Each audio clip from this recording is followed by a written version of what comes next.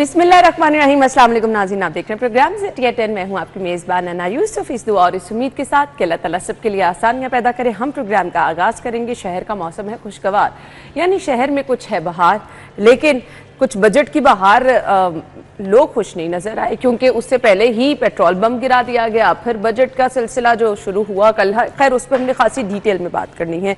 But हवाएं अच्छी चल रही हैं, मौसम खुशगवार है। सुबह उठते मुझे भी बड़ा अच्छा एहसास हुआ और ऐसे लग रहा है कि आज बारिश होगी। क्या महकमा मौसमियात की जानिब से प्रेडिक्शन की गई। अच्छा, कल से ही गुज़िश्ता रोज़ जो गुजरा, तब से ही हमें मौसम में कुछ तब्दीली लग रही है। वो जो शहर में शदीद वाली गर्मी थी वो नहीं है।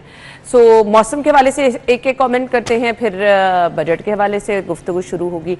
आमिर रजा खान साहब और राव दिलशाद हुसैन साहब। आमिर भाई, मौसम के हवाले से क्या? बड़ा ज़बरदस्त मौसम, सिर्फ आज ही नहीं कल भी मौसम बहुत, मैंने वही कहा है, कल भी ऐसा। और कल हल्की बूंदाबांदी भी हुई कई इलाकों में। गाड़ी के ऊपर जो काले रंग की है मेरी, उसके ऊपर डिज़ाइन अच्छा बन गया था, तो उठ के दोबारा साफ़ किया। अभी वापस आ रहा था तो फिर हल्की हल्की वो जिसको असी पंजाबी कहने किनमिन, अच्छा किनमिन हो रही थी। और उससे फिर दोबारा अभी मैं जाऊंगा बाहर तो डिज़ाइन बना होगा तो ये भी मौसम का नहीं, लेकिन इतनी गर्मी में अल्लाह ताला का शुक्र अदा करें, आपके डिज़ाइन इससे भी ज़्यादा हो जाए तो बर्दाश्त आप नहीं वो मैंने कभी बारिश को कभी ना, मैं तो किसी मौसम को ना ही नहीं करता। मैं तो कहता हर मौसम अच्छा मौसम है।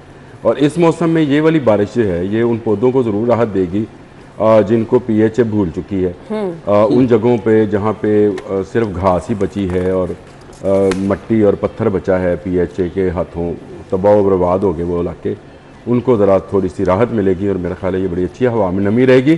तो एसी भी मेरी मस्जिद में, मोहल्ले वाली मस्जिद में पिछले 2 दिन से एसी में नमाज नहीं हो रही, बाहर कॉरिडोर में हो रही है, क्योंकि हवा वो कॉरिडोर से क्रॉस करती है तो बड़ा ज़बरदस्त मौसम रहता है शाम के औकात में, तो वो बाहर होती है। तो इसका मतलब ये है कि एसी भी कम चल रहे हैं। अल्लाह ताला का शुक्र अदा करें। जी राव साहब, मौसम के हवाले से देखिए, अल्लाह का शुक्र है कि पिछले 2 दिनों से ख़ास तौर पे वो जो एक हीट की इंटेंसिटी है वो खासी कम हुई है, और उसकी वजह से ही थोड़ा वो आपको लग रहा है बादलों ने सूरज साहब को पूरी तरह से वो अपनी लपेट में लिया हुआ है, तो शायद वो एक एलिमेंट है।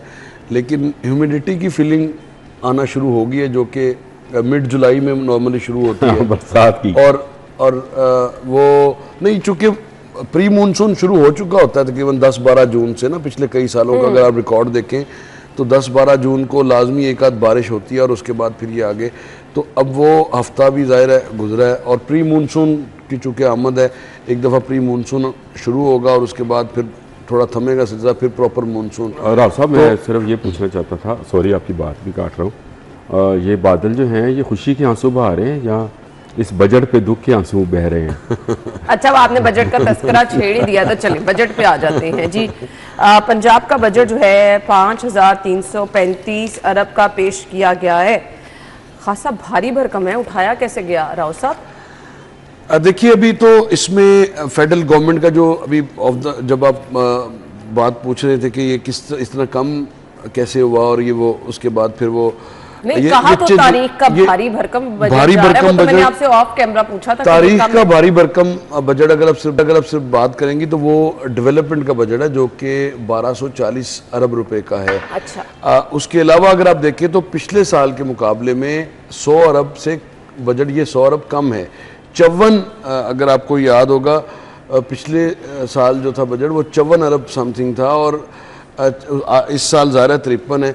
और ये बुनियादी तौर पर जब बजट प्रिपेयर हो रहा था तो एक हफ्ता कबल तो खबरें ये आ रही थी कि ये 6000 अरब का फिगर जो है वो क्रॉस कर रहा है, और 6300 से 6700 अरब के दरमियान ये बजट जो है वो बनने जा रहा है। लेकिन फेडरल गवर्नमेंट ने चूँकि कट लगाया, NFC में भी 100 अरब का वो था फ़र्क। उसके अलावा नए टैक्सेस जो इन्होंने प्लान किए थे वो फिर एट द 11th आवर वो भी चीफ मिनिस्टर ने उनको रिजेक्ट किया। आपको याद होगा एक हफ्ता कबल जब मीटिंग हुई प्रिपरेशन के हवाले से, तो उसमें नए टैक्सेस की बजाय उन्होंने टैक्स नेट को बढ़ाने की बात की और टैक्स नेट में ज़्यादा लोगों को लाने की बात की, ताकि जो अच्छा, आपने ना थोड़ा सा आगे चल के मैं जरूर आपसे पूछूंगी, आसान तरीके से हमें समझाना है ये फाइलर नॉन फाइलर के साथ क्या हुआ, जिन्होंने जायदाद की खरीदो फरोख्त तो नहीं है उनके साथ लोगों में बड़ा तसब्जुब है। सूबाई बजट लोग क्या समझ रहे हैं कि जी बैंक से पैसे निकलवा लेंगे अकाउंट से लाख रुपया तो हमारे तो बहुत सारे पैसे कट जाएंगे। नहीं, अभी ये नहीं कराना। कल मैंने 2-3 लोगों की बात सुनी, खैर वो आगे चल के करेंगे।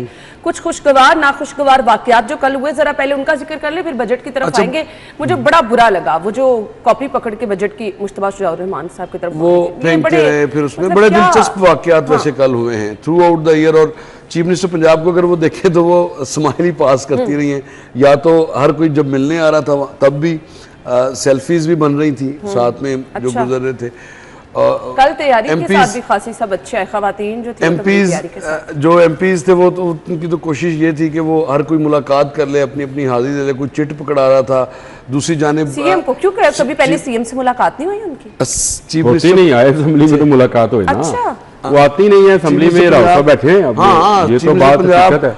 अब 3 मरतबा आई हैं पंजाब असेंबली में, 3 से 4 मरतबा एक साल में। और एक साल में 110 रोज से ज्यादा सेशंस हुए हैं। कायदे-ए-ईमान को हाउस में at least once in a month जरूर आना चाहिए।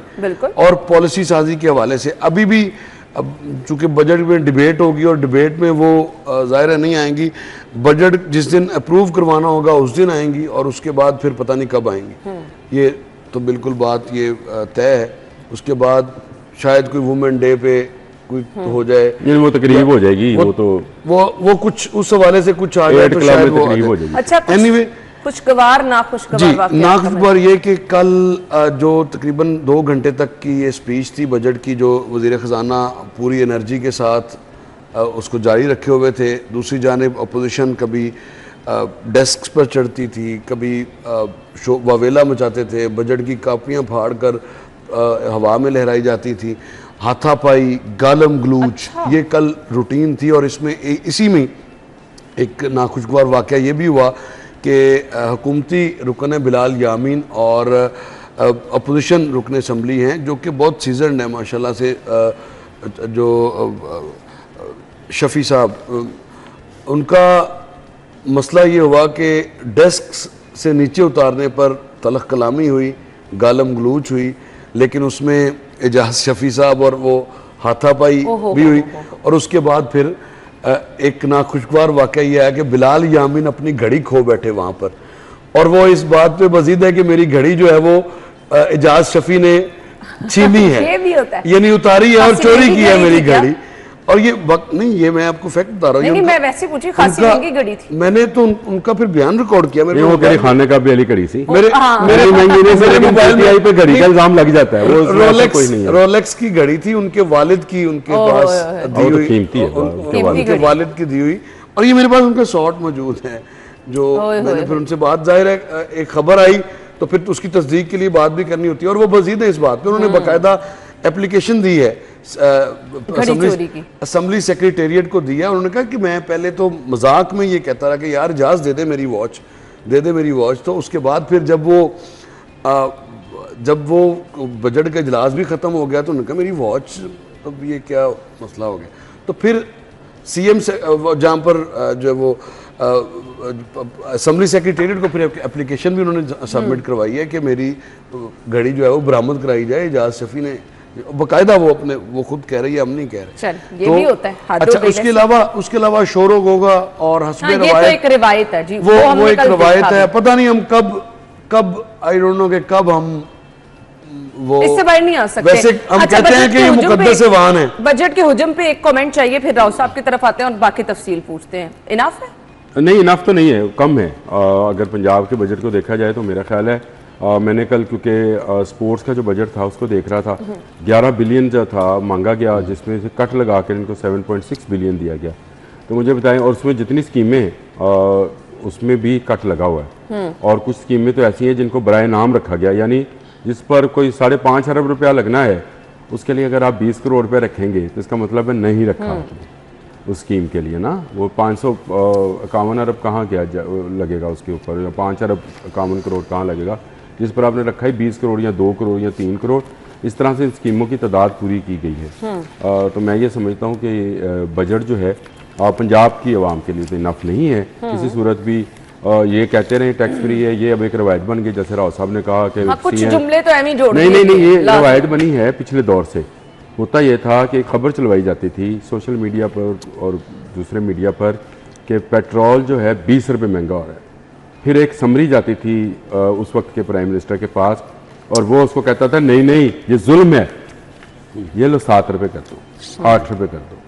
अब वो जेन्युइन तो 4 रुपये ही होना होता था, लेकिन वो डबल करके भी उसको फ़ायदा होता था। ये वही है जैसे ख़वातीन, हमारी ख़वातीन, मैं इनकी नहीं बात करता, हमारी ख़वातीन सेल का देख के ना 50% ऑफ, तो दुकानों में लाइनें बनाकर खड़ी होती हैं कि शायद 50% ऑफ है, 50% ऑफ आपको कोई नहीं दे रहा होता। सही बात है। वो कोई पुराना माल निकाल रहा होता है, बेच रहा होता है।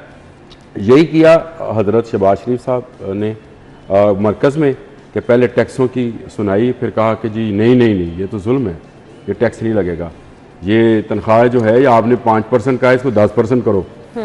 यही बीबी ने यहाँ पे काम किया, ये एक रवायत बनती चली जा रही है। ये सिंध में भी हुआ है। मैं ये सबके लिए वो नहीं कह रहा हूँ कि इस्तिस्ना है कोई, सब अपनी तरफ से कोई टैक्स फ्री बजट देते हैं। पहली बात तो ये है कि अब ये बजट वो बजट रहा नहीं है जो हमारे बचपन में हुआ करता था। उस बजट में साल के साल की कीमतें आया करती थी, पेट्रोल, बिजली। अब आप जब चाहे नेपरा के जरिए बिजली की कीमत बढ़वा लें, अब आप जब चाहें आप ज़िमनी बजट ले आए, आप चाहे पेट्रोल की आपने खुद ही बात कर दी, वफाक की तरफ से पेट्रोल बढ़ गया। तो ये अब बजट जो है ये मेरा ख्याल है तनख्वाहों का और पेंशनों का लेन देन का मामला है। ब्यूरोक्रेसी के पास कितने पैसे जाएंगे, ये इन चीज़ों का मामला है।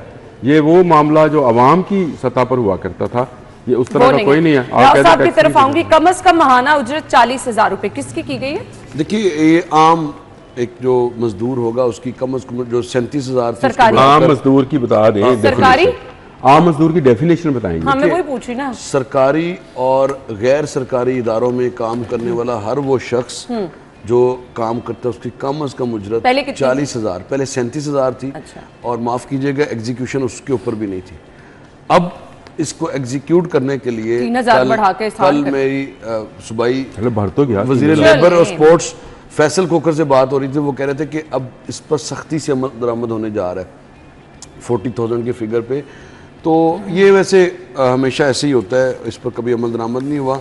आपके पास जो रजिस्टर्ड इदारे हैं उन्हीं के पास आप जाते हैं और उसके बाद फिर वहाँ पे तो तनख्वाहों में 10, पेंशन में 5%। इस पर तनख्वाहों पे ये 40,000 रुपये वाली पे वो एक मीम याद आ गई मुझे। उन्हें कहा यार उधर नारायण कगान का प्रोग्राम ना बना लिया, उन्हें कहा कैंसिल ही करना है तो दुबई का बना लिया, और जो तुसी लैके नहीं देने तो तुसी इन्हें 60,000 70,000 कर दो भाजी। सही बात है। जो तुसी लैके नहीं देनी किसी को खुशी हो जाए। तो राव साहब की बात से मुझे वो मीम याद आ गई। सही बात है। अच्छा ये तनख्वाहों पर और पेंशन पे आ जाए राव साहब। देखिए पेंशनर्स के साथ मुझे लगता है कि आप खुद को अगर उस जगह पे रखकर सोचें, या चीफ मिनिस्टर पंजाब या जो बजट बनाने वाले हैं खुद को अगर वहाँ पर रखें कि तकरीबन 60 साल की उम्र में रिटायर हों और उसके बाद फिर आपकी जो पेंशन है, और इसमें 80% तो ना वो लोग हैं जो वाकई हैव नॉट्स हैं। 80% वो लोग हैं। आपकी 10% थोड़े बेहतर हैं और कोई 7-8% थोड़े उनसे 4-5%।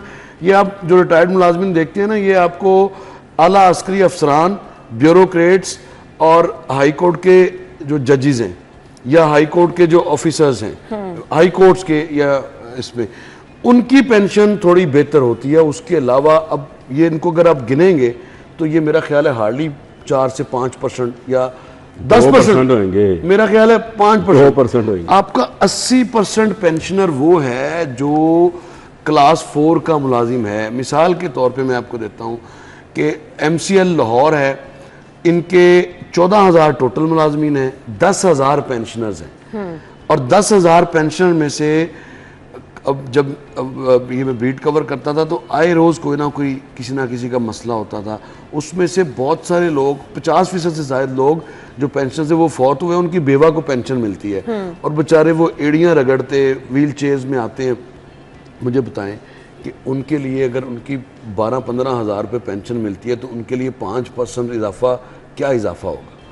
तो इसका कोई फार्मूला भी तय होना चाहिए। महंगाई के इस दौर में उतने पैसे तो अद्वियात पे लग जाते हैं आजकल। आप सरकारी अस्पतालों में भी जाएं तो आपको अद्वियात तो खरीदनी पड़ती हैं। आमिर साहब ठीक है। और उम्र के इस हिस्से में मेरा ख्याल है कि ये मिस कैलकुलेट हुआ है। और मुस्लिम लीग नून की हुकूमत जब भी आई है इस इशू को के हवाले से वो कोई हौसला अफजा फैसले नहीं करती। हाँ, अलबत्ता अरकाने असम्बली की तनख्वाहें बढ़ानी हो तो बड़े खुले दिल से बढ़ाई जाती है, डबल हुई, और मतलब स्पीकर की बढ़ानी है तो उससे भी ज्यादा तेजी उससे भी ज्यादा, बिल्कुल। मैं सारे चेयरमैन सेनेट की बढ़ानी है चेयरमैन तो उससे भी सेनेट की ज्यादा मुराद देनी हो। अच्छा, ये वो सारे लोग हैं जो माशाल्लाह जो सारे वेल ऑफ हैं और इनकी अपने घरों में 10-10, 12-12 करोड़ की जो 6-6, 7-7 गाड़ियां मौजूद हैं। अब ऐसे लोग, इनकी तनख्वाहें बढ़ाने के लिए 1 मिनट नहीं लगता, इनकी मुराद बढ़ाने में 1 मिनट नहीं लगाया जाता। और इसी तरह से जो हाई कोर्ट के जजेस तो रिवायत हैं रही या सुप्रीम कोर्ट के जजेस हैं रिटायर्ड, उनकी अगर आप पेंशन ही देख लें, उनकी जितनी तनख्वाह है उतनी पेंशन है, और उनके लिए तो 5% ही बहुत ज्यादा है। अच्छा, ये बल्दियात की स्कीमों की तरफ आ जाए। 142 अरब शाही किला पर 68 करोड़ रुपए खर्च होंगे। आमिर रजा खान साहब एक कमेंट करें फिर आओ। चले भाई, बल्दियात की स्कीमों पर मैं पहले ही कह चुका हूँ, ये शाही किला तो वॉल सिटी के अंडर नहीं, 42 अरब रुपया खर्च करने की जो उनकी वो है तैयारी। 42 अरब रुपया मेरा ख्याल इनफ है लाहौर के लिए, और बाकी 100 अरब जो है वो हमारी ब्यूरोक्रेसी खा जाएगी, क्योंकि बल्दियाती इदारे इन्होंने इस साल भी नहीं बनाने हैं, और अगर बनाने हैं तो वो लूले लंगरे और काने किस्म के बनाने हैं, और सारे पैसे इन्होंने ट्रांसफ़र करने हैं आपके अपने कमिश्नर्स को, डीसीज को, और वो जो है वो आगे अपने तो फिर पैसे ऐसे ही अपने मनपसंद ठेकेदारों को, पता नहीं कहाँ और उनकी कोई शिकायत सुनने वाला नहीं होगा। मेरे एक करीबी दोस्त हैं, वो पिछले 2 दिन से डीसी ऑफिस के बाहर बैठे हैं, वहाँ के एक अहलकार से मिलना चाह रहे हैं। हुआ ये कि उनकी एक शॉप थी, उसमें शॉप में वो पेंट करवा रहे थे। पेंट करवाने के लिए उन्होंने अपना काउंटर बाहर रखा और ख़ुद वो खाना खाने चले गए। वापस आए तो वो उठा लिया गया काउंटर, पेंट हो रहा था अंदर, वो काम हो रहा था रेनोवेशन का। वो बेचारे गए भागते दौड़ते, उन्होंने कहा जी अब तो ये आपको वापस नहीं मिलेगा, आपने उसको फुटपाथ। उन्होंने कहा जी मेरा अंदर पेंट चल रहा है, काम चल रहा है, आप मुझे बताएं इसका कोई हल। उन्होंने कहा जी फलां कोई साहब हैं, उनसे मिल रहे आप जाके। 2 दिन तो बेचारे जाके सुबह से आके बैठते थे, शाम को बैठते थे, उनकी एप्लीकेशन लेने वाला कोई नहीं कि भाई मेरा तो लीगल दुकान है, एक ब्रांड की दुकान है, और हम लोग तो इलीगल। हमारा ये फिरौनियत, मैं इसको थोड़ा बढ़ाऊंगा। सही, आप ये है फिरौनियत। और फिर वो बड़ी मुश्किल से मेरी उन्होंने बात कराई, तो मैंने कहा यार खुदा का खौफ करें, 2 दिन से बंदा सिर्फ एप्लीकेशन आप ना करें, एप्लीकेशन ना कर दे यार, एप्लीकेशन तो ले लें उससे। बिल्कुल ऐसे ही काम छोड़ छुड़ा के कोई आपके पास आ रहा है, हर रोज 200-300 लोग होते हैं टाउन हॉल में हर रोज। और जो ये जो तज़हीक की जा रही है ना, देखिए मैंने तजावजात, मैं तजावजात का जिम्मेदार हूँ, मेरा आपने सामान उठा लिया जब्त कर लें, लेकिन अगर मेरे सामान को आपने वापस नहीं करना तो फिर मुझे हर रोज बुलाकर वो सील के चक्कर में, यानी इस कदर फिरौनियत है। आप अब मैंने जो डी सील करवाने के लिए प्रोसेस को इतना पेचीदा किया गया है कि लोगों की यकीन करें कि वो 1 दिन की बजाय 4-4 दिन लगते हैं, और पता लगता है कि साहब बहादुर जो है वो कमरे में नहीं है। अब आपकी ईमानदारी जो है उससे अगर लोगों का नुकसान हो रहा है तो वो कौन जिम्मेदार है? तजावजात की हम दातागंज बग जोन की सड़कों की तामीर के लिए 2 अरब 60 लाख, टोलिंटन मार्केट में अंडरग्राउंड पार्किंग के लिए 10 crore, wall city underground wiring के लिए 99 करोड़। देखिए मैं तो वॉल सिटी के हवाले से मेरा बड़ा पहले भी इस पे बात हो चुकी है। शहर को, अंदरून शहर को आप वॉल सिटी से पहले का अंदरून शहर देख लें और आज का अंदरून शहर देख लें तो आपको बड़ा वाज़िया फ़र्क नज़र आएगा। जो शहर के हुस्न को बर्बाद करने में वॉल सिटी ने किरदार अदा किया है, शायद वो कोई अगर कोई दुश्मन भी हो तो शायद वो ऐसा ना करे जितना उन्होंने नुकसान किया है। जिस तरह से हर आप बिल्कुल मैं शहर का रहने वाला हूँ, मैं शालम गेट का रहने वाला हूँ, मैं कहता हूँ वॉल सिटी ने जो बचा ली जगह, जो चीजें, जो बिल्डिंग्स बचा ली, तो जो आपका जो 4000 बनवा जो शाही 4000 प्लाजे बने, नहीं 4000 प्लाजे बनेंगे, 4000 प्लाजे बने, लोगों के मकान गिर चुके थे यार, हमारा अपना मकान उसमें शामिल था, ये बात नहीं था।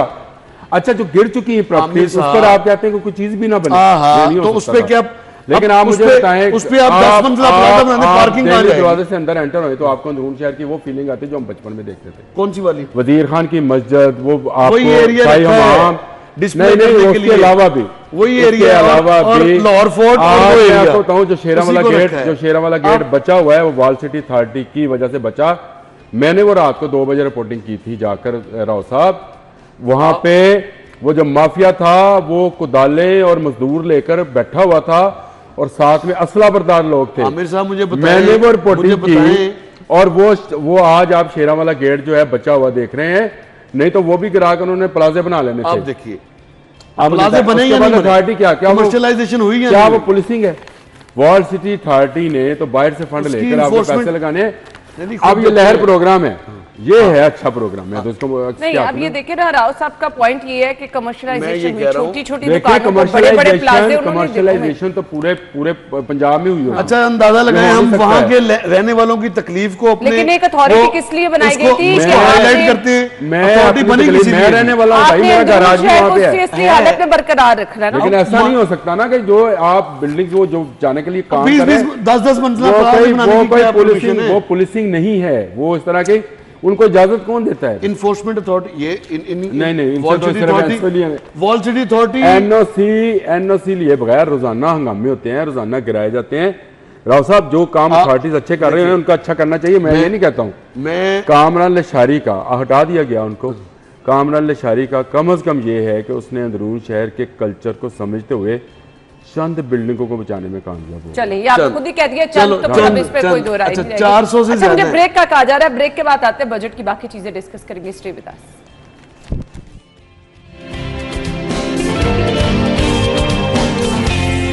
Welcome back once again. Rao साहब बजट की तारीफ कर रहे थे, आमिर भाई ऐसे कह रहे थे? नहीं, वो मरियम की तारीफ।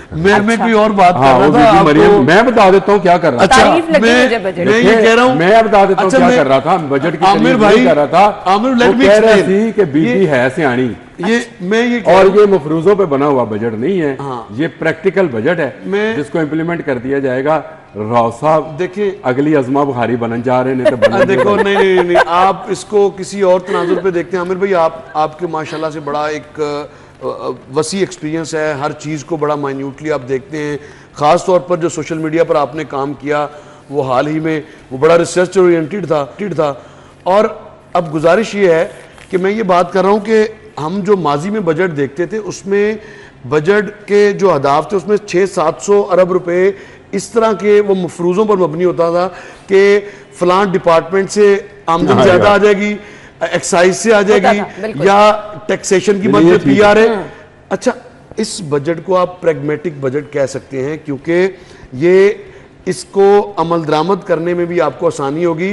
यानी आपकी जेब में अगर 1 रुपया है तो 1 रुपये को खर्च करने के हवाले से आपने सोचना है। ठीक है, तो ये बजट बिल्कुल ऐसे ही है जितना साहिबा की गुफ्तगू ऐड कर लेते हैं। मरीजों को हर जगह मुफ्त अद्वियात मिलेंगी, अवामी फलाह पर मबनी है, पंजाब की तारीख का सबसे बड़ा डेवलपमेंट प्रोग्राम शामिल किया गया है, कोई नया टैक्स नहीं लगाया गया। राव साहब, ये बात दुरुस्त है, कोई नया टैक्स नहीं लगा। अच्छा। इसमें हालांकि तजवीज़ दी गई थी, लेकिन तजवीज़ देने के बजाय जो टैक्स नेट था, टैक्स आयद करने वाला जो इदारा है पंजाब रेवेन्यू अथॉरिटी, जब उसकी एक हफ्ता कबल मीटिंग हुई तो उसमें वाज़ह कर दिया था चीफ मिनिस्टर पंजाब ने कि नया टैक्स लगाने की बजाय टैक्स नेट में लोगों को लाएं और इसको और आसान करें ताकि रज़ाकाराना तौर पर लोग यानी वो जो नॉन फाइलर्स की एक तलवार है उससे निकलें। और उसके बाद अब तालीम के लिए 811 अरब और सेहत के लिए 630 अरब। और आपके यहाँ जी कम नहीं है सेहत का बजट, और क्या चाहिए आपको? पंजाब का बजट टोटल इतना होता था एक वक्त में, क्या बात कर रही है। अभी आपका इसमें आबादी भी तो सारी आपकी लखा चुंदी आप देखिए ना, सही बात है। नहीं, उस वक्त भी 6-7-8 करोड़ तो आबादी थी ना, अगर 4 करोड़ का इजाफा है तो एनीवे अब आप इसको जो हेल्थ इनिशिएटिव्स हैं, जो मुख्तलिफ क्लिनिक ऑन व्हील और इस तरह के अद्वियात को घरों तक पहुंचाना है, यकीनन ये फलाही रियासत के लिए ये एक जिम्मेदाराना एक प्रोग्राम है। सर आपसे एक छोटी सी वजाहत चाहिए, आप इसमें बताएं। नवाज शरीफ कैंसर हॉस्पिटल, नवाज शरीफ वो Sargodha cardiology, Nawaz Sharif cancer Nishtar hospital Multan, Nawaz Sharif medical city, ये इसी हेल्थ बजट में शामिल है? ये इसी में शामिल है, इसी हेल्थ बजट सारा पैसा इस पे लगेगा। अब आपके यहाँ पहला बाकायदा, अल्लाह ताला नवाज शरीफ साहब को सेहत अता पहला बाकायदा अल्लाह करे, आमीन, आमीन। अल्लाह करे कि ये अस्पताल बने और यहाँ के जो पॉलिटिकल है वो अगर उनकी कभी तबीयत खराब हो तो वो इन्हीं अस्पतालों से अपना उनका इलाज करे। इस लेवल के ये हॉस्पिटल्स बनने चाहिए, क्योंकि 54 से 66 अरब रुपए तक खर्च किए जाएंगे Nawaz Sharif institute of cancer research के ऊपर। इसको डेवलपमेंट बजट में डालते नहीं, इसको तरजीह क्यों दी जा रही है? इसको डेवलपमेंट के बजट में डालते।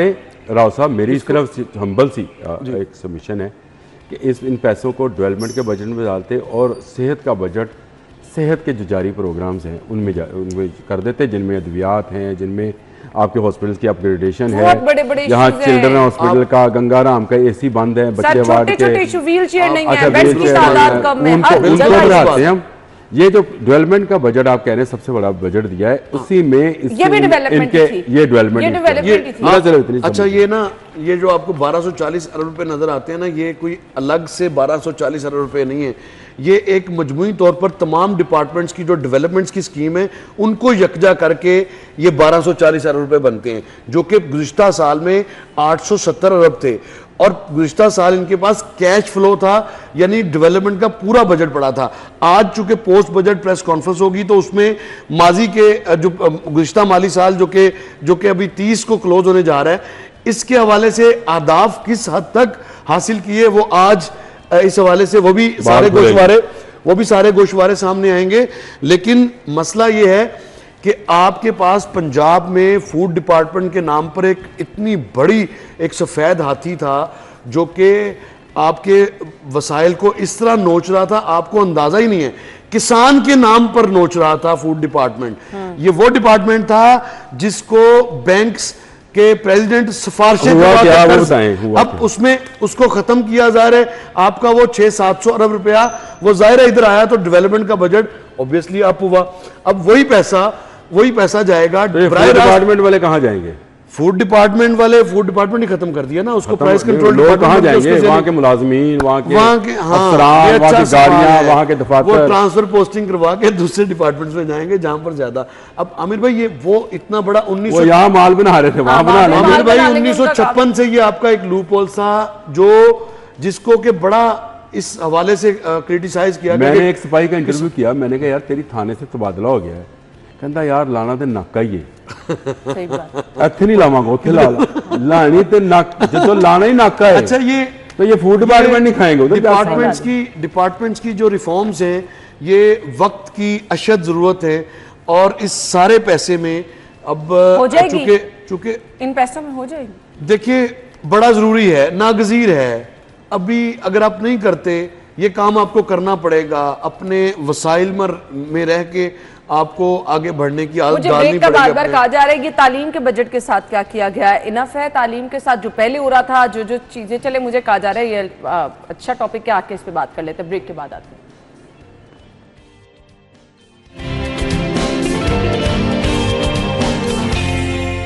Welcome back once again. तालीम के बजट पे आ जाएंगे। आमिर भाई, इनफ है तालीम का बजट? तालीम का बजट इनफ है जी। तालीम कहाँ होता है? तालीम का नहीं, मैं तो जबरदस्त बजट इनफ है, तालीम कम है। और हमारे यहाँ लगता नहीं है प्रॉपर सरकारी जामियात, जो सरकारी जामियात और जो सरकारी कॉलेजेस और स्कूल्स और यूनिवर्सिटीज, इनका हाल कर दिया गया है एक ख़ास किस्म के ग्रुप को या ख़ास किस्म के लोगों को फ़ायदा देने के लिए। मैं ये समझता हूँ कि ये बहुत ही कम बजट है। पहली बात ये है, ज़्यादातर बजट इसमें आपका देख लीजिएगा तालीम पर कम खर्च होगा। जिस पर ज़्यादा खर्च होना चाहिए वो है आपकी रिसर्च। उसके लिए आप इस बजट को जब इसकी बाइफर्केशन करेंगे तो आपको निकलेगा क्या? चौकीदारों की तनख्वाहें, वहाँ पे रेनोवेशन, बिल्डिंग्स, तनख्वाहें, ये निकल जाएंगी। जो प्योरली एजुकेशन पर्पस मनी है वो इतनी कम रह जाएगी कि उससे ना इसीलिए तो हम लोग रिसर्च वर्क जो है वो बाहर से ले रहे हैं, हम टेक्नोलॉजीज बाहर से ला रहे हैं, क्योंकि यहाँ के बच्चे को तो हम इस काबिल रह नहीं, उसकी लेबॉर्ट्री को इस काबिल नहीं। मुझे एक चीज़ बताएं, ये राव साहब बेहतर बताएंगे वैसे इस पर। शहबाज शरीफ के दौर में कंप्यूटर लैब बनी थी, आप मेरे साथ किसी स्कूल ताले लगे में हैं, ताले लगे लेकर चले मुझे, वो कंप्यूटर और लैब कंप्यूटर भी उसी दौर के पड़े हैं, कुछ अपडेट वो पुराने पेंटियम 4 के टाइप के ऐसे ही है। कंप्यूटर वो तो पड़े खत्म हैं। हो गया वो अब तो वो वो तो- पेंटियम 4 का नाम लेना वो कहते हैं दौरे जहालत का वो है। मुझे कहते हैं कि वो बाबा आदम दे वेले मेरे बच्चे थे। अच्छा ये बताएं मुझे, वो पेंटियम 1 और पेंटियम 2 के खरीद के वहाँ पे फेंके गए हुए, वो ताले लगा दिए गए, आप उस कहाँ वक्त वो बच्चा एडवांस accept करेगा? सिस्टम था आमिर भाई। होना क्या चाहिए लेकिन था कि आपको रोज ब रोज उसको, अच्छा वो जो टीचर भर्ती किए गए थे वो मौजा लुट रहे, वो आंदे ने हाजिरी लांदे ने, उनका लैब कोई बंद काम है, ही नहीं, लैब बंद। कंप्यूटर खराब है। 45,000 रिक्रूटमेंट की थी सब्जेक्ट स्पेशलिस्ट टाइम की शहबाज शरीफ के दौर में, और मुझे लगता है कि उसके बाद कहाँ जाएगा? वही आखिरी है, आप मुझे बताएं जो वही बच्चा आखिरी आपको रिक्रूटमेंट है जाना जो है। हुई है। असल में एजुकेशन के हवाले से आमिर भाई, if you allow me, education compromised है, और ये कॉम्प्रोमाइज होने का इससे बड़ा सबूत क्या हर हो सकता है? दौर में रही है राव साहब, Exactly, हर ये दौर आप में। ठीक कह रही हैं। ये कॉम्प्रोमाइज्ड है तो आज आपको स्कूल्स की चेन, वैसे पहले जूतों की कपड़ों की चेन हुआ करती थी, अब स्कूल्स की चेन्स हैं, और स्कूल्स ने अपने 2-2 3-3 नीचे लोअर ब्रांड कर लिए हैं। इस हद तक सराहियत कर गए हैं कि आपने चूंकि सरकारी जो पब्लिक सेक्टर था उसको इग्नोर किया, और उसको इग्नोर करने का नतीजा ये हुआ कि आज 65,000 स्कूल्स थे, आज 49,000 स्कूल्स हैं। आज भी हाजिरी नहीं है उनमें। रिसेंटली एक मैंने स्टोरी दी, पंजाब असम्बली में एक सवाल पूछा गया कि आउट ऑफ स्कूल किड्स की बात की जाए तो आज भी पंजाब के 70 लाख से ज़ायद बच्चे आउट ऑफ स्कूल हैं। अब ये वो हकाइक हैं जिनसे आप नज़रें चुरा नहीं सकते। आप इंफ्रास्ट्रक्चर डेवलपमेंट की जितनी मर्जी बात करें, आज स्किल का दौर है, आपको स्किल्स एजुकेशन में बहुत ज़्यादा इन्वेस्टमेंट करने की ज़रूरत है। वैसे तो आपका जो करिकुलम है वो वैसे ही आउटडेटेड है। आप पेंटियम 4 की बात कर रहे हैं, ये 20 साल पुरानी बात है, और 20 साल में दुनिया कहाँ की कहाँ चली गई है, और दुनिया 5G की तरफ जा रही है। हम आज भी उसी पत्थर के दौर की तरफ जो है वो, और भाई जापान ने तजुर्बा कर लिया सैटेलाइट से बिजली फराहम करने का। यार आप अंदाजा हाँ, लगाएं, बिल्कुल, आप अंदाजा लगाएं हम तो सिर्फ आसमानी कि बिजली को दुनिया कड़कती हुई कितनी देखते हैं। एडवांस है, और हमारे पास आज भी जो स्कूल्स की इमारतें हैं वो उन इमारतों में कहीं पंखे नहीं है, कहीं बल्ब नहीं है, बेंचेस मैं नहीं है। कमिश्नर लाहौर के साथ में एक स्कूल का दौरा करने का मौका मिला, और यकीन जानिए गाजियाबाद का स्कूल, हर क्लास में 30-35 बच्चे, ना उनके पंखे ऑपरेशनल, ना वहां पर पीने का असल पानी हालात ये। अवेलेबल। अच्छा मुझे ब्रेक अच्छा का ये कहा लाहौर जाए। का है जिसको ये पत्ते है। लाहौर कहा जाता है। अब नहीं, मुझे आप बताएं- मुझे बताएं सही कह रहे सुबर्बन में क्या हाल है बिल्कुल सही कह रहे और उसके हैं। ऊपर अच्छा चले मुझे जाते कह रहे हैं। Property dealers, beauty parlour, salon tax free करा दिए गए हैं राव साहब। देखिए tax free in the sense, जाहिर है कि नया टैक्स इन पर नहीं किया। अच्छा, यानी पिछले वाले ही हैं। इनकी रजिस्ट्रेशन होगी, और रजिस्ट्रेशन के जुमरे में जिसके जिम्मे जितना टैक्स आएगा इसमें मुझे लगा बिल्कुल ही टैक्स फ्री कर वो दिए। टैक्स फ्री हो नहीं सकता ना, जो ऑलरेडी PRA ने लगाया हुआ है। किया ये registration मुकम्मल tax free कर दी है। ये मुकम्मल, ये टैक्स फ्री मुकम्मल नहीं किया। पहली बात तो ये है, ये वो डेवलपर्स और वो सर्विसेज फराहम करने वाले लोग हैं जो सरकार के साथ काम करेंगे, जो सरकार के साथ मिलकर काम करेंगे। अच्छा। उनको टैक्स नहीं देना पड़ेगा। जो सरकार से हटकर अपना काम कर रहे हैं उनको वही टैक्स जो पुराना लगा हुआ है वो देना पड़ेगा। ये वो लोग हैं, वो सर्विसेज हैं जो अगर सरकार के किसी प्रोजेक्ट के अंदर आते हैं, कोई डेवलपर्स आते हैं, वो टैक्स काम फ्री करते हैं, तब वो उस काम के लिए टैक्स फ्री होंगे। ठीक ये हो गया। खबर पूरी अगर पढ़े ब्रेक ले लें, आप ब्रेक के बाद आते हैं।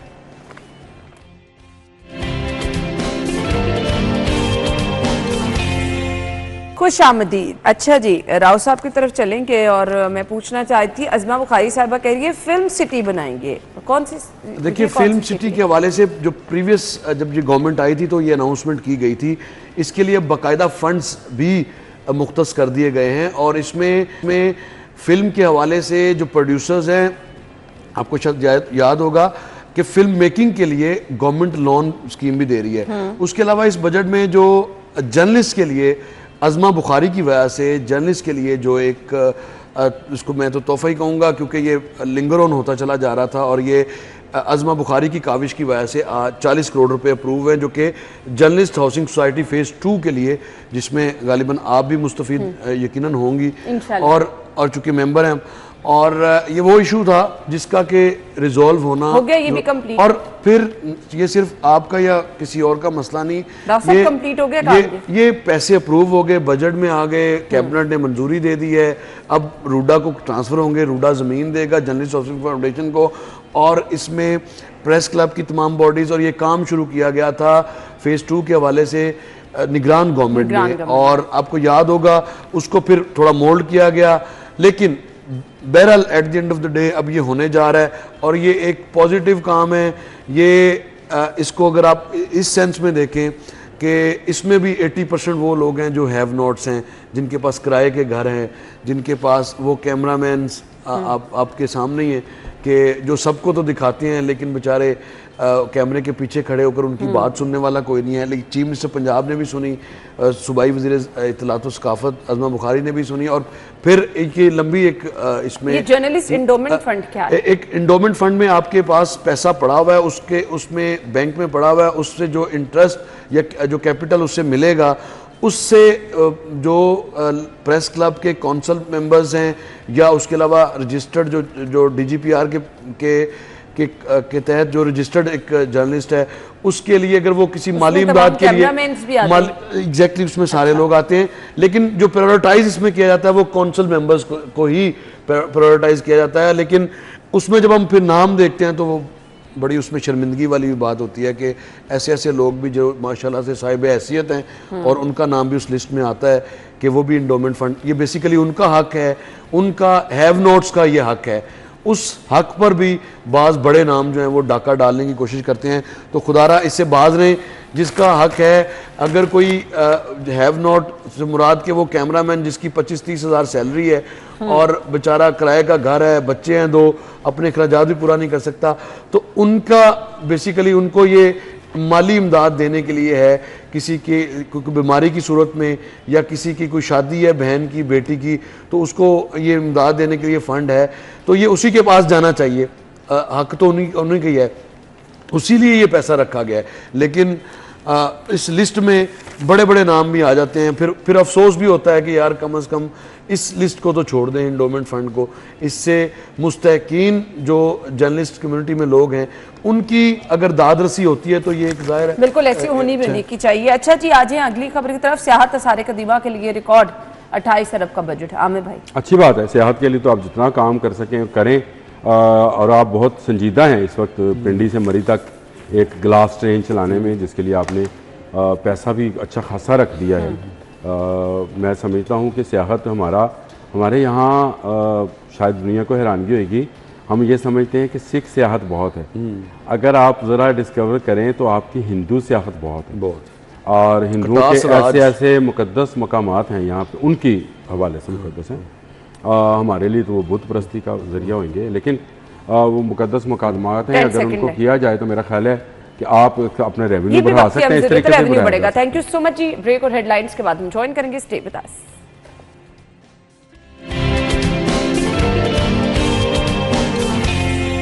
Welcome back once again. So weather जब भी चेंज होता है तो बहुत सारे मसाइल के साथ साथ जो सबसे बड़ा मसला होता है और जो सबसे सामने नजर आ रहा है वो होता है आपकी जी स्किन का मसला।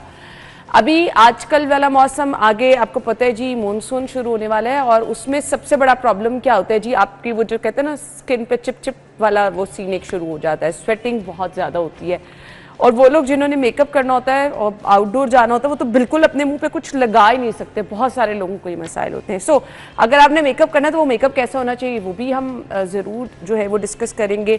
आपकी पूरे दिन की रूटीन क्या होनी चाहिए स्किन केयर के हवाले से वो भी हम डिस्कस करेंगे। बहुत ज़्यादा जिनको स्वेटिंग होती है क्या क्या प्रॉब्लम उससे हो सकता है और उसकी आपने केयर किस तरह से करनी है। Doctor Wajiha Bilal skin specialist है हमारे साथ मौजूद है। अस्सलाम वालेकुम डॉक्टर साहब। वालेकुम सलाम। Thank you so much. Start यहाँ से कर लेते हैं। गर्मियों में तो वैसे बहुत सारे मसाइल होते हैं, बट आपकी पूरी दिन की स्किन केयर रूटीन क्या होनी चाहिए? अच्छा, आई रिकमेंड दिस कि आप बहुत ज़्यादा स्टेप्स फॉलो ना करें। 3 बेसिक स्टेप्स जो इजीली हर मेल और फीमेल फॉलो कर सकता है। उसमें एक क्लेंजर, इट इज़ मस्ट, ठीक है, आप वो इस्तेमाल कर सकते हैं। साथ उसके आप मॉइस्चराइज़र, उसको आपने नहीं स्किप करना, क्योंकि मॉइस्चराइज़र की एक मेथ चली हुई है कि हम गर्मियों में पसीना आता है तो हम मॉइस्चराइज़र यूज़ नहीं करना चाहिए। मॉइस्चराइज़र का काम है कि उसने आपकी हाइड्रेशन को मेंटेन करना है। स्वेटिंग से आपकी स्किन डिहाइड्रेटेड हो जाती है, लॉस ऑफ, आपको पता है, साइगीनेस आ जाती है, मॉइस्चर कंटेंट इतना कम हो जाता है। तो आपने moisturiser as well as SPF, ये 3 चीज़ें, क्लेंजर, मॉइस्चराइज़र एंड SPF, ये तीनों चीज़ें आपने इस्तेमाल करनी है, और इससे मुझे लगता है कि आपकी स्किन के बहुत से जो कंसर्न्स चल रहे हैं वो रिजॉल्व हो जाए। बस ये नॉर्मल चीज़ें, मतलब आपको पूरा दिन कोई स्किन के पीछे भी नहीं अपने, बस आप ये लगा रहे हैं, ये लगा रहे हैं, ये लगा रहे हैं, बस ये नॉर्मल चीज़ें। अब वो लोग जो कि मेकअप करते हैं जी, उनको कैसे स्किन केयर करनी है? अच्छा, आपने ना सबसे पहले तो अपने मेकअप में जो भी प्रोडक्ट्स यूज़ कर रहे हैं, आपने उनके इंग्रेडिएंट्स को पढ़ना है कि वेदर दे आर कोमोडोजेनिक और नॉन कोमोडोजेनिक। वैसे आई सजेस्ट दिस कि आपको ना हमेशा नॉन कोमोडोजेनिक प्रोडक्ट्स यूज़ करने चाहिए, ठीक है, जिसमें आपको डिफरेंस क्या होता है? जो कॉमेडोनल बेसिकली प्रोडक्ट्स इंग्रेडिएंट्स होते हैं मेकअप, वो आपकी कॉमेडोन स्किन में प्रोड्यूस करवाते हैं, जो छोटे छोटे दाने आपको स्किन पे नजर आ रहे होते हैं। और वन ऑफ द रीज़न ये होता है कि आप हैवी मेकअप रोजाना यूज़ कर रहे हैं एंड आप क्लेंजिंग नहीं प्रॉपर कर रहे हैं, आप अपने मेकअप को रिमूव नहीं कर रहे हैं। तो आई सजेस्ट कि आप गर्मियों में स्पेशली आपको ये यूज़ करना चाहिए कि आफ्टर अप्लाइंग दी 3 स्टेप स्किन केयर करने के बाद आप इस्तेमाल कर सकते हैं, एक लाइट BB क्रीम अप्लाई कर सकते हैं, ठीक है, एक ब्लश ऑन अप्लाई कर सकते हैं। इससे ज़्यादा हैवी कवरेज वाली चीज़ें आप इस एक्सट्रीम वेदर में आई डोंट रिकमेंड कि आपको इस्तेमाल करनी चाहिए। ठीक है, स्वेटिंग जिन लोगों को बहुत ज़्यादा होती है, स्किन प्रॉब्लम क्या क्या उससे हो सकते हैं, और फिर आपने केयर किस तरह से करनी है? एक नेचुरल फिनोमेना है, उसको आप चेंज भी नहीं कर सकते। स्वेटिंग बेसिकली बॉडी का एक रिएक्शन है टुवर्ड्स द हाई टेम्परेचर। जब बहुत ज़्यादा आपको पता है एक्सट्रीम वेदर आता है तो हमारी बॉडी जो होती है वो मैकेनिज्म एक्टिवेट करती है जिससे स्वेट प्रोड्यूस होता है। तो हमने क्या करना होता है कि हमने इससे आपके स्किन रैशेस हो सकते हैं, ठीक है, आपकी इचिनेस हो सकती है, डिस्कम्फर्ट स्किन पे आपको फील हो सकता है।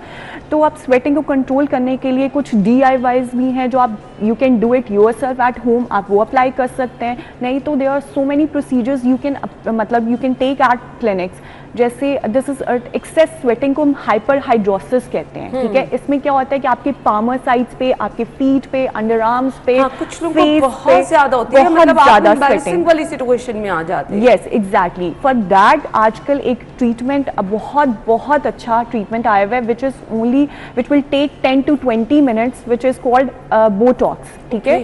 बोटॉक्स आपके नर्व को ब्लॉक करेगा, और जब नर्व्स ब्लॉक होंगी तो आपके स्वेट ग्लैंड्स की सेक्रीशन कम हो जाएगी। स्वेटिंग के लिए भी बोटॉक्स बहुत अच्छा है। This is what I am telling you कि बोटॉक्स का खाली काम ये नहीं है कि आपके फाइन लाइंस को रिमूव करना। बोटॉक्स से आप अपनी स्वेटिंग, हाइपर हाइड्रोसिस, जो basically which is known as excess sweating, बहुत पसीना आना, आप उसको रिमूव कर सकते हैं। एंड समर्स में this is one of the best और बहुत अच्छा प्रोसीजर है जो आप अवेल कर सकते हैं। अच्छा, मैं जब भी किसी डॉक्टर के पास जाती हूँ ना तो सबसे पहले पूछती हूँ इसका कुछ साइड इफेक्ट तो नहीं होगा, तो ये सबसे बेसिक आपका कंसर्न होता है ना? अच्छा, ऐसा है कि नो मुझे देखें, excess of everything is bad, आप हमेशा ये बात रखें। एज लॉन्ग एज कि आप अगर इसको अपने स्वेट ग्लैंड्स की उसके लिए करवा रहे हैं तो it has no such side effects, बल्कि ये पेनलेस प्रोसीजर है एंड बहुत अच्छा है। ठीक है, और इसके आपको बार-बार सेशन रिपीट कराने पड़ते हैं? ये नंबर ऑफ ये इसमें 8 to 10 मंथ्स के लिए लास्ट करता है, और उसके बाद आप इसका सेशन ले सकते हैं। यानी वो लोग जो कि परेशान रहते हैं, जिनको हाथों में बहुत स्वेटिंग होती है, समटाइम आपको किसी हाथ में लाना पड़े तो आप इतना एम्बेरसमेंट, फिर शूज़ में से स्मेल आना शुरू हो जाती है, जिसके साथ ये प्रॉब्लम होती है कि मुसलसल पाँव में उसको स्वेटिंग हो रही है। तो इतना ज़बरदस्त ट्रीटमेंट है जी, आप इससे फॉलो कर सकते हैं।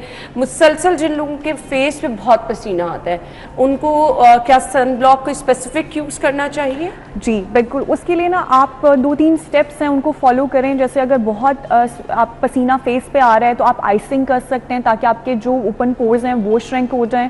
इसके अलावा आप एलोवेरा जेल को आइस क्यूब्स में स्टोर करके अपने फेस पे मसाज कर सकते हैं, और आपने SPF को नहीं अवॉइड करना। अब SPF में आपने वाटर बेस्ड सनब्लॉक यूज़ कर सकते हैं ईजिली, कहीं से भी आपको ये मिल जाएगा। That water based will easily absorb into your skin, और आपको पसीना भी नहीं आएगा, और आपकी SPF प्रोटेक्शन जो है वो भी आपको मिल जाएगी। अच्छा, मैंने बहुत सारे लोगों को देखा है कि बाहर से एकदम से आए, गर्मी बहुत ज़्यादा है, आके आइसिंग फेस पे करना शुरू कर दी, तो ये प्रैक्टिस क्या ठीक है?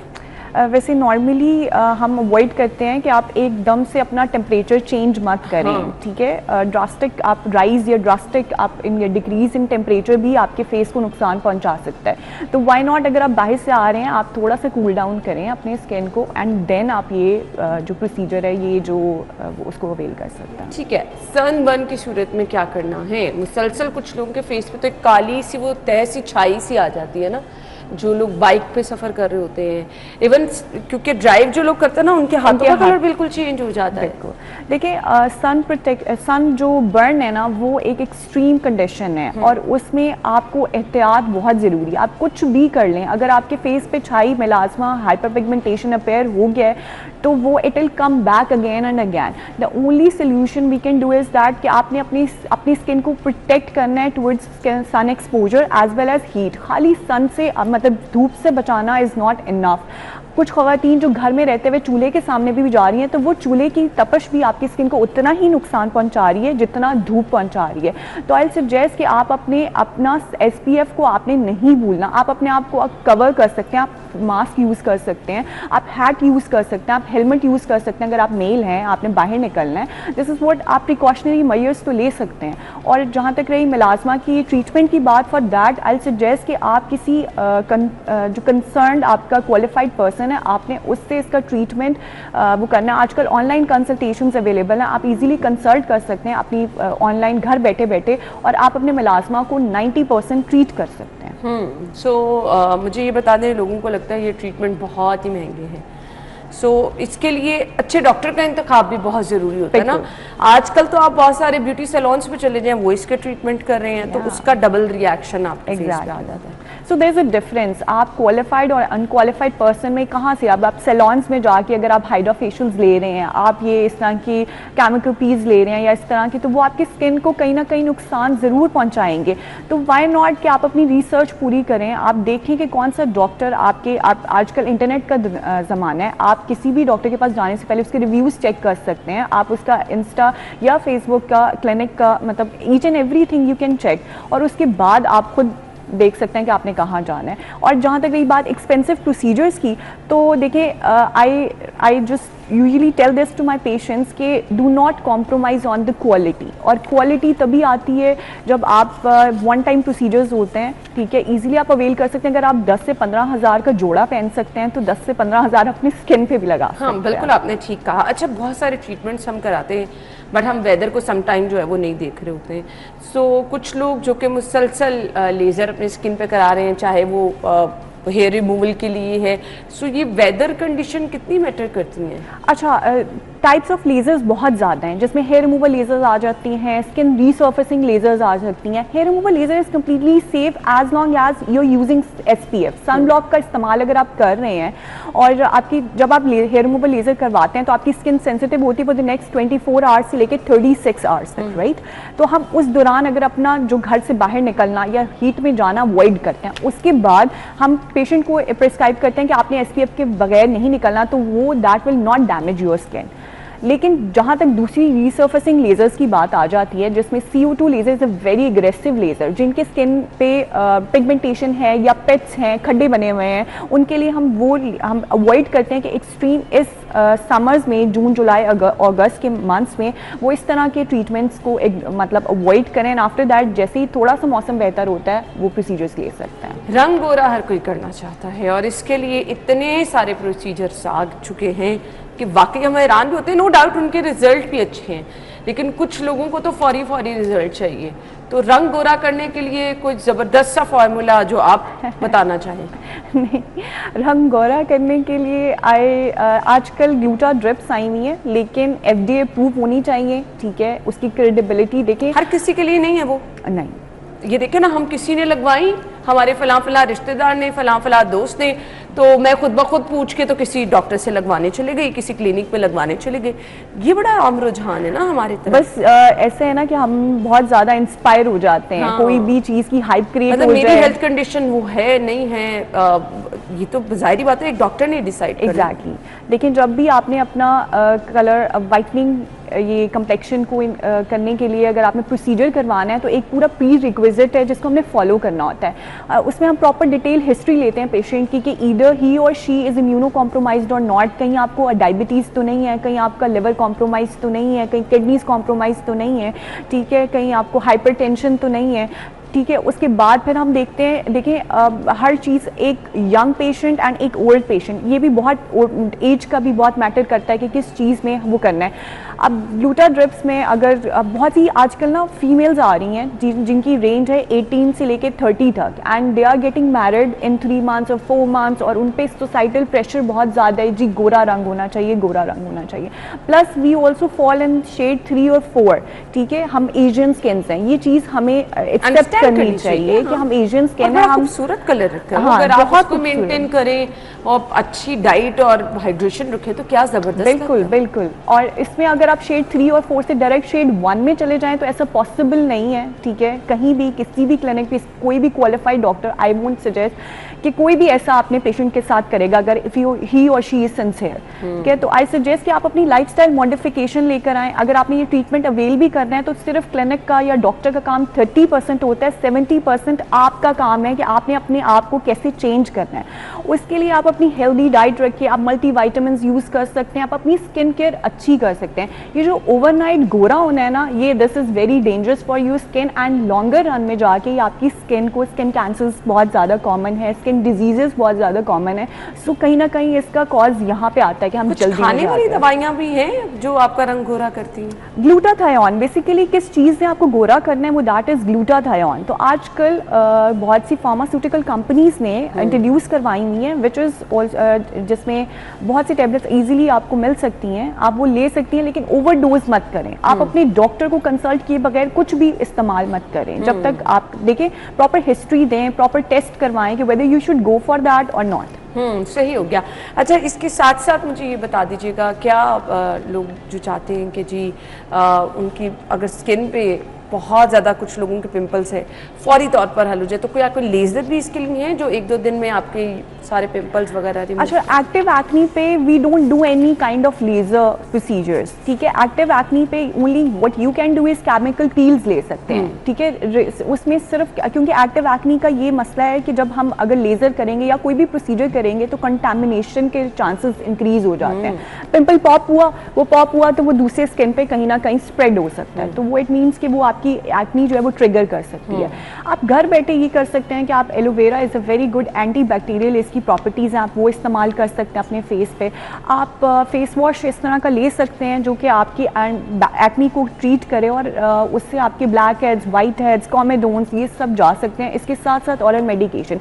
Once the acne settle then you can come and avail the procedures जो कि आप क्लिनिक पे ले सकते हैं। मुसलसल जिन लोगों की स्किन ड्राई है उनको क्या करना है? अच्छा, ड्राई स्किन के लिए प्लीज़ आई वुड से कि आपने मॉइस्चराइज़र को स्किप नहीं करना, और मॉइस्चराइज़र में जो एक कंटेंट होता है दैट इज़ सेरामाइड। आप किसी भी प्रोडक्ट लेते हैं तो आप इंग्रेडिएंट्स को प्लीज़ पढ़ा करें कि उसके अंदर क्या क्या चीज़ें हैं जो आप अपने फेस पे इस्तेमाल कर सकते हैं।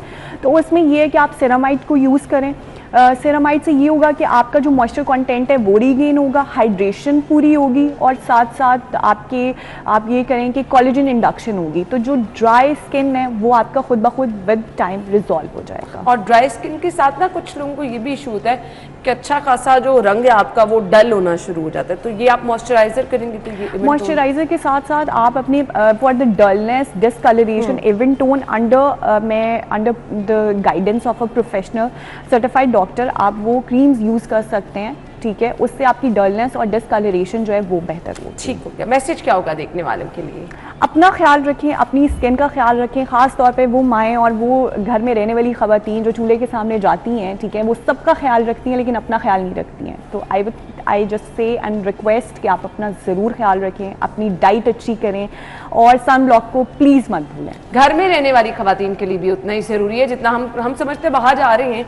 जिन लोगों का सनलाइट का एक्सपोजर सिर्फ उनको ज़रूरत है, जो लोग घर में काम कर रहे हैं, चूल्हे के आगे काम कर रहे हैं, उनको भी इतनी ज़रूरत है।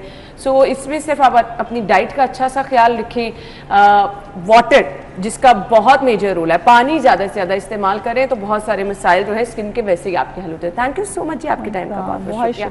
हम ब्रेक के बाद ज्वाइन करते हैं आपको।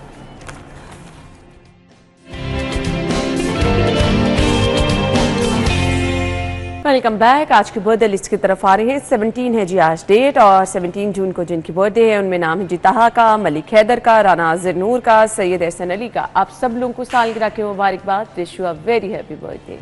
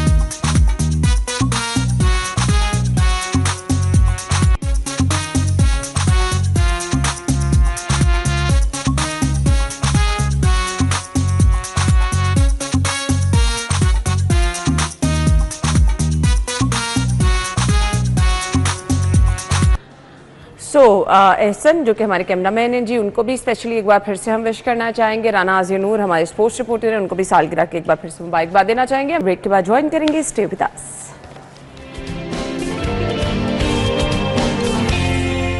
Welcome back once again. So हम अपने प्रोग्राम में कामयाब लोगों से आपकी मुलाकात कराते रहते हैं, जो कि इसलिए भी ज़रूरी है कि उनको तो मोटिवेट करना ही करना है कि उन्होंने आगे चल के इस तरह से काम करना। उन लोगों के लिए मोटिवेशन जो कि किसी फील्ड में काम कर रहे हैं और खूब महारत हासिल करते हैं, थोड़ी सी मेहनत और करके वो भी पाकिस्तान का नाम बुलंद कर सकते हैं। एशियन मास्टर वेट चैंपियनशिप में पाकिस्तान की शानदार कामयाबी जिन्होंने मुमकिन बनाई, आज हमारी वो मेहमान हैं। दो बहनें जिन्होंने कमाल कर दिखाया जी। सीबल सुहेल ने 59 किलो कैटेगरी में गोल्ड मेडल जीता। इसके साथ साथ ट्विंकल ने कॉमनवेल्थ पावर लिफ्टिंग में 4 गोल्ड मेडल और 2 सिल्वर मेडल जीते हैं। सीबल सुहेल और ट्विंकल सुहेल ने में ज्वाइन किया है, वेट लिफ्टिंग चैंपियन हैं जी हमारे साथ हमारे प्रोग्राम में इस वक्त मौजूद। उन्हें वेलकम देंगे। अस्सलाम वालेकुम। वालेकुम अस्सलाम। थैंक यू सो मच, बहुत बहुत शुक्रिया। मुझे तो सबसे पहले ये बता दें, ये दोनों एक दूसरे से इंस्पायर होकर इस फील्ड में आई। मैं आपसे सीबल आगाज करती हूँ जी। स्टार्टिंग जो थी ट्विंकल ने की थी, अच्छा। तो ट्विंकल को देख देख के हम लोगों ने स्टार्ट किया और कॉमनवेल्थ गोल्ड मेडलिस्ट हूँ। और अभी रिसेंटली मास्टर एशियन चैम्पियनशिप जो कि दोहा कतर में हुई, फर्स्ट एवर फीमेल हुई जिसने गोल्ड मेडल विन किया। और हमारे कोच मलिक राशिद जो हैं वही ट्रेनिंग करवाते हैं। और ये मैं बताती चलूँ कि हमारे जो मास्टर वेट लिफ्टिंग एसोसिएशन के प्रेसिडेंट हैं अरशद खान तुर्क, जो कि AK कंपनी के CEO हैं, उन्होंने स्पॉन्सर किया। हम लोग 10 लोग थे टीम में, तो 10 के 10 लोगों को उन्होंने स्पॉन्सर किया, फिर जाके जो है वो मेडल। ट्विंकल, आप कैसे फील्ड में, आपको कैसे लगा कि आपको वेट लिफ्टिंग की तरफ जाना है? लड़कियां तो बड़ा डरती हैं इससे। हमारे घर में सबसे पहले स्पोर्ट्स मैंने और मेरे ब्रदर ने स्टार्ट किया था। जो इब्तदाई तालीम थी वो मेरे वालिद साहब ने दी थी। बट मेरे पूरे घर में ये है। अच्छा जी, हम लोग 4 सिस्टर्स हैं। मरियम सुहेल, वेरोनिका सुहेल इस टाइम मौजूद नहीं है। हम चारों ने वर्ल्ड रिकॉर्ड बनाया हुआ है पावर लिफ्टिंग में। तो मेरा ये एम था कि मैं सबसे हट के गेम करूँ। क्रिकेट, हॉकी या इस तरह की गेम्स हर लड़की करती है, बट पावर लिफ्टिंग और वेट लिफ्टिंग एक ऐसी गेम घर में टेबल शेबल ऐसे आराम से खा लेती हैं। हर काम खुद कर लेते हैं। और अच्छा भी लगता है कि एज अ वुमेन हम लोग एक पावरफुल वुमेन है, हर काम बखूबी अपने तरीके से करते हैं। और मैं बट ये उतना ही रिस्की भी है, ठीक है बिल्कुल ना, आपको ऐसे। कुछ टेक्निक सीखनी होती जी जी, है। इसमें तो मोस्ट इम्पोर्टेंट है। 2014 में मेरे कोच मलिक राशिद साहब यूके से पाकिस्तान वापस आए, तो उन्होंने मुझे पावर लिफ्टिंग स्टार्ट करवाई, जिसमें मैंने मुझे तो याद है एकदम, पता नहीं मैंने टेबल ही भारी ऐसे करके उठा ली थी, तो मेरे तो यहाँ पे ना तकरीबन कोई 15 दिन दर्द नहीं गई थी। ये तो बड़ा मुश्किल होता है ना। जी जी, ये बहुत ज़्यादा टफ है। इसके लिए हम लोगों को स्पेशल इक्विपमेंट्स इस्तेमाल करने पड़ते हैं, जिसमें हमारे नी स्लीव्स, रिस्ट बैंड और हमारी जो होती है बेल्ट, और हमारे स्पेशली एडिडास का ब्रांड के शूज ट्रेनिंग वगैरह कितनी होते हैं। जरूरी होती है और कितनी देर बाद आपको लगता है कि आप इस काबिल हैं कि अब आप आराम से वेट लिफ्ट कर सकते हैं? लाइक इसमें अगर देखा जाए तो जो बेस्ट एज है वो लाइक 10 इयर्स या 8 इयर्स हाँ, है। जो आना चाह रहे हैं वो बच्चे आना को चाहे। स्टेज से स्टार्ट उससे स्टार्ट करें तो एक हम कह सकते हैं 18 साल की उम्र में एक इंसान अच्छा जो है प्लेयर बन सकता है और एक अच्छा रिप्रेजेंट कर सकता है पाकिस्तान नॉर्मली के होता लिए। है हम वॉक एक्सरसाइज कर रहे हो ना, बीच में 2-3 दिन अगर स्किप कर दे तो दोबारा जाएं तो आपको एकदम से वो सांस चढ़ना चाहिए, तो यहाँ पे भी ऐसे ही है कि आप स्किप करें तो आपको दोबारा से मुश्किलात होती है। जी बिल्कुल ऐसे ही 4 घंटे शाम में ट्रेनिंग करते हैं, सुबह में 2 घंटे करते हैं फिटनेस ट्रेनिंग। तो हम लोगों को तो इनफैक्ट ईद, क्रिसमस, ईस्टर की सिर्फ एक छुट्टी मिलती है अच्छा, और हम लोग छुट्टी नहीं करते क्योंकि ट्रेनिंग ऐसी होती है, फिर थोड़ा टोटल डाउन हो जाता है। तो इस पे थोड़ा स्ट्रिक्टनेस है और हम लोग ट्रेनिंग करते हैं। वो तो आप किसी भी गेम में हो ना, आपकी ट्रेनिंग के बगैर तो मुमकिन ही नहीं। बिल्कुल। सो ट्विंकल, डाइट कॉन्शियस भी रहना पड़ता है, वेट आपका ना बढ़े, सांस चढ़ना शुरू हो जाता है। नहीं, इसमें वेट कैटेगरीज होती हैं। जैसे मैं हैवी वेट में खेलती हूँ तो मैंने तो ज़्यादा, मैं अंडर वेट ही होती हूँ, तो मैं हर चीज़ का इंटेक करती हूँ। बट इसमें स्पेशली हम लोग अपने प्रोटीन्स, कार्ब्स, कार्बोहाइड्रेट, हर एक चीज़ का ना वक्फर मिकदार में लेना पड़ता है। जैसे वाइट मील, रेड मील और इस तरह की चीज़ें जो होती हैं वो बहुत ज़्यादा इम्पोर्टेंट है हमारे लिए। सही। सो रूटीन में आप कितना टाइम देती हैं, सुबह शाम? क्या 2-2 घंटे, 1 घंटा? सुबह 2 घंटे देते हैं, 4 घंटे शाम में ट्रेनिंग करते हैं हम लोग। अच्छा, तो इसके अलावा क्या एक्टिविटीज़ हैं? इसके अलावा यूनिवर्सिटीज़ आते, बीएस स्पोर्ट्स साइंसेज किया है मैंने पंजाब यूनिवर्सिटी से, जबरदस्त। और अभी एमफिल स्टार्ट किया है मैंने। Great। तो हाँ जी, तो वो सुबह में ट्रेनिंग करके यूनिवर्सिटी चले जाते हैं, शाम में यूनिवर्सिटी से आके ट्रेनिंग करते हैं। तो हम लोग तो स्कूल यूनिवर्सिटी से ही 2012 से अब तक स्टिल ट्रेनिंग इसी तरह ही कर रहे हैं। सो आपकी ट्विंकल क्या रूटीन है इसके अलावा? एज इट इज़ यही है कि मैंने recently MSc sports science Lahore college for women university से किया है। अभी एमफिल करने जा रही हूँ और सुबह मॉर्निंग में यूनिवर्सिटीज़ वगैरह और फिटनेस हो जाती है, इवनिंग में टेक्निक ट्रेनिंग करते हैं। साथ ही साथ हम लोग अब बच्चों को ट्रेनिंग करवा भी रहे हैं मेरी अपनी अकेडमी ट्विंकल सुहेल के नाम से, जो कि पंजाब अच्छा, मुझे ये गवर्नमेंट भी से बता affiliated दीजिएगा है।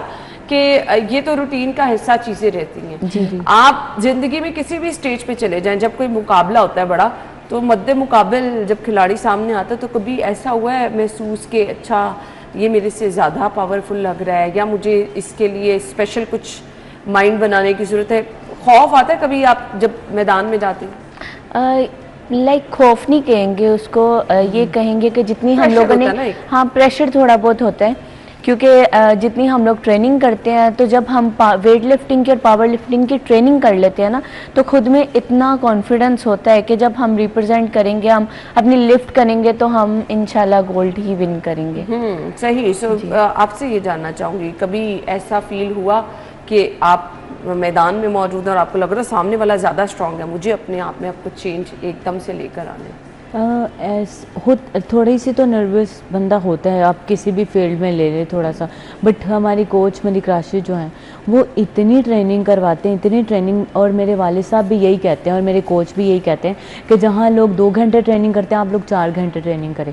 तो इसीलिए हम लोग इतनी ट्रेनिंग करते हैं कि हम लोग अपनी फर्स्ट अटैम्प्ट जो है वो इधर से पाकिस्तान से करके ही जाते हैं। उसमें ये है कि जब हम लोग का ट्रेनिंग सेशन चल रहे होते हैं ना, इवेंट से 2 मंथ पहले, 3 मंथ पहले, तब हमें बहुत हार्ड फील हो रहा होता है कि हमें हैवी ट्रेनिंग करवाई जाती है। जब इवेंट पास आता है तो हमें लाइट रिलैक्स ट्रेनिंग स्टार्ट हो जाती है। तो फिर हम कहते हैं अच्छा ट्रेनिंग खत्म भी हो गई, फिर वो चीज़ बियर नहीं कर रहे तो होते घर में क्या हम। कोई स्पेसिफिक एरिया बनाया है जहाँ रूटीन में आप लोग ट्रेनिंग करते हैं? जी, घर में तो हम स्पेशली फिटनेस करते हैं, और वैसे तो हम लोग की क्लब है पंजाब यूनिवर्सिटी ओल्ड कैंपस में, और जो कि हमें हमारे जो प्रेसिडेंट हैं डॉक्टर जफर इकबाल यानी भट्ट ये है साहब। कि आपको अच्छा मेंटोर मिलना जरूरी है और आपकी मेहनत जरूरी है, तो आप किसी भी फील्ड में इतनी कामयाबी हासिल कर सकते हैं। थैंक यू सो मच, ये आप लोगों के वक्त का बहुत बहुत शुक्रिया। Good luck. हम ब्रेक के बाद आते हैं जी।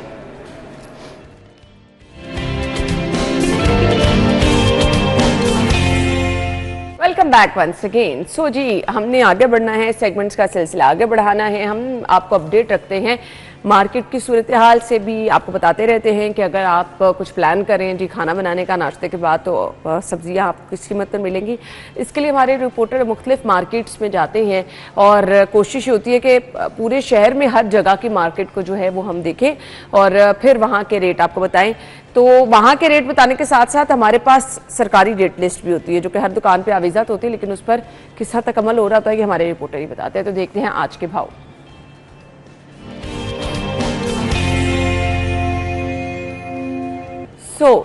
हम चलेंगे तलहा की तरफ जो कि हमें सरकारी रेट भी बताएंगे जो कि वहाँ पर मेंशन है, और इसके अलावा ओपन मार्केट का रेट भी बताएंगे। Over to you Talha. सब्जियों और फलों की कीमतों के बारे में बात करें तो शहर लाहौर में मुख्तलिफ मार्केट्स में जो सरकारी कीमत, सरकारी नर्खनामे हैं उसके मुताबिक जो रेट हैं और जो ओपन मार्केट में बेचे जा रहे हैं उसमें खासा फ़र्क देखने को मिल रहा है। अगर मैं सब्जियों की कीमतों की बात करूं तो दर्जा अव्वल का जो आलू है उसकी सरकारी कीमत 60 रुपये जबकि वो 70 रुपये फ़ी किलो बेचा जा रहा है। प्याज की सरकारी कीमत 35 रुपये फ़ी किलो है, लेकिन वो भी 40 से 45 रुपये फ़ी किलो बेचा जा रहा है। टमाटर भी 45 की बजाय 50-55 रुपये फ़ी किलो बिक रहा है। अगर मैं लहसुन की बात करूं तो वो भी 220 रुपये फ़ी किलो बिकना चाहिए, लेकिन उसकी कीमत भी 250 से 300 रुपये फ़ी किलो है। जबकि अदरक की कीमत 515 रुपये मुकर्रर की गई है, लेकिन ओपन मार्केट में 550 के करीब बेचा जा रहा है। अगर दूसरी देगर सब्जियों की बात करूं जिसमें बैंगन है वो 76 रुपये फ़ी किलो है, लेकिन वो भी 80 से 90 रुपये फ़ी किलो बेचे जा रहे हैं। अगर सब्ज़ मिर्च की बात करें तो वो भी 110 रुपये फ़ी किलो बिकनी चाहिए, वो भी 10-20 के इजाफे के बाद बेची जा रही है। अगर लीमू की बात करें तो वो भी 405 रुपये फ़ी किलो सरकारी नरखनामे के मुताबिक है, लेकिन ओपन मार्केट में 600 से 700 रुपये फ़ी किलो बेचा जा रहा है। तकरीबन 150 से 200 रुपये फ़र्क के बाद बेचा जा रहा है। इसी तरह अगर फलों की बात करें तो उसमें भी सेब, केला और दीगर जो आम वगैरह हैं उसकी कीमतों में भी इजाफा करके बेचा जा रहा है। आम की कीमत जो सरकारी नरखनामे के मुताबिक 250 रुपये फ़ी किलो है, लेकिन वो भी 350 से 400 रुपये फ़ी किलो बिक रहा है। सेब भी इसी तरह, और केले भी और दूसरे दीगर फल भी। लेकिन जो अवाम है, जो शहरी हैं, उनकी जानिब से अपील की जा रही है कि प्राइस कंट्रोल मजिस्ट्रेट इस पर नोटिस लें और जो कीमतें हैं उनको अपनी कीमतों पर भेजा जाए। लेकिन जो सब्ज़ी फ़रोश है उनकी जानिब से भी ये शिकवा किया जाता है कि मंडी में उनको जो सब्ज़ियां हैं वो महंगे दामों मिलती हैं, जिसकी वजह से रेट हैं वो बढ़ाने पड़ते हैं। इनकी जानिब से ये अपील की जा रही है कि मंडियों में भी जो रेट हैं उन पर तवज्जो दी जाए। जी अच्छा जी, थैंक यू सो मच जी, आपने हमें रेट लिस्ट बता दी। अगेन लोगों का शिकवा वही देखने में सामने आता है जी कि लोग कहते हैं कि जी सरकारी रेट पर कहीं पर अमल नहीं हो रहा। सो ओपन मार्केट का मकसद ये होता है कि आपके घर के करीब जितनी भी मार्केटें हैं आप आसानी से वहाँ तक इसलिए पहुँच जाते हैं कि जी यहाँ पर आपको अच्छी सब्ज़ी मिल जाएगी, आसानी से मिल जाएगी। सस्ते बाज़ारों में जाएंगे तो पैसों का इतना डिफरेंस तो होता नहीं है, बट वहाँ पे भी आपको सरकारी रेट मिलना होता है। लेकिन यहाँ पर अमल दरामद नहीं कराया जा रहा, जो कि शहरियों का बहुत बड़ा मसला है और शहरी बार बार ये रिक्वेस्ट कर रहे हैं कि इस पर अमल दरामद को यकीनी बनाया जाए। सो इंतज़ामिया की ये रिस्पॉन्सिबिलिटी है। इंतज़ामिया के पास पूरी फोर्स इस काम के लिए मौजूद है, बट वो कितना काम कर रही है ये तो रूटीन में हम आपको बताते भी रहते हैं, दिखाते भी रहते हैं, लोगों की शिकायतें आप तक पहुंचाते भी रहते हैं। बताएंगे माल का हाल क्या है आज।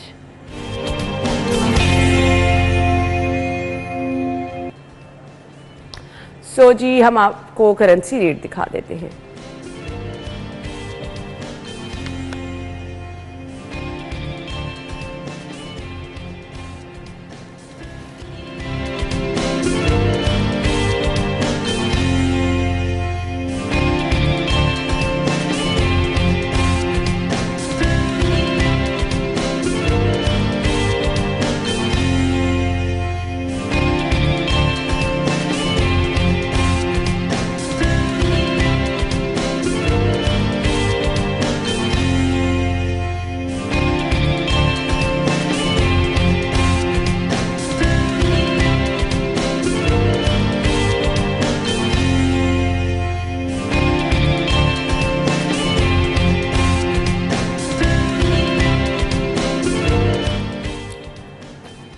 इसके साथ ही प्रोग्राम का वक्त इख्तिताम को पहुंचा। कल आपसे मुलाकात होगी सेम टाइम पर। अपना बहुत सारा ख्याल रखिएगा, हमें दुआओं में याद रखिएगा। अल्लाह हाफ़िज़।